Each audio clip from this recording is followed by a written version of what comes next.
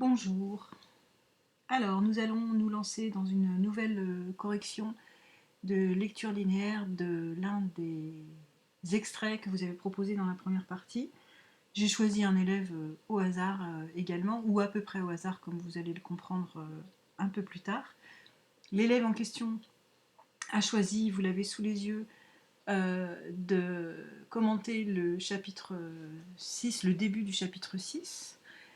Et vous êtes assez nombreux à avoir choisi le même texte, ce qui n'est pas très surprenant. Petite précision, l'auteur de la lecture linéaire n'a pas proposé d'introduction dans son travail, et pourquoi pas, hein, c'est pas bien grave, puisque vous n'y étiez pas obligé. Plus ennuyeux en revanche, il n'avance pas non plus de problématique. Donc on ne sait pas ce qu'il va démontrer, et on va avancer au petit bonheur la chance.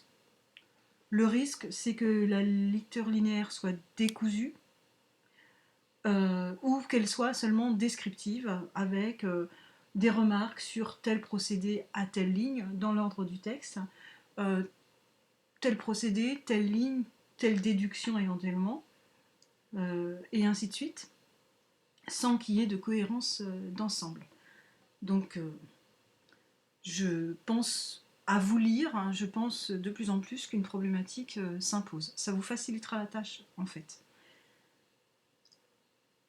Pour essayer de ne pas vous perdre, je vous propose la correction du premier paragraphe de l'extrait choisi par l'élève test. Pour le reste de l'extrait, normalement, avec ce que vous allez comprendre de la correction du premier paragraphe, vous devriez être capable de corriger la suite, vous-même. Avant de me lancer dans la situation, présentation du texte, qu'on attendait ou qu'on aurait attendu dans une introduction, je voudrais féliciter tous ceux d'entre vous qui ont risqué leur propre lecture. Vous avez choisi un extrait et vous avez proposé votre lecture linéaire personnelle. C'est le cas de l'élève ici. Et il fait partie donc de ceux que je félicite. Mais vous vous doutez bien que si je prends la peine de féliciter ceux qui ont joué le jeu, en quelque sorte, c'est pour mieux fustiger ceux qui ne l'ont pas fait. Tous ceux qui ont choisi de m'envoyer un copier-coller de la lecture linéaire ou du commentaire de quelqu'un d'autre, quelqu'un en général qui est beaucoup plus qualifié que vous, et les élèves qui m'envoient ces copier-coller en général ne les ont même pas lus. Moi, ce que je voudrais comprendre, c'est ce qu'ils espèrent en faisant ça. De mon côté, je désespère plutôt de leur préparation à l'examen.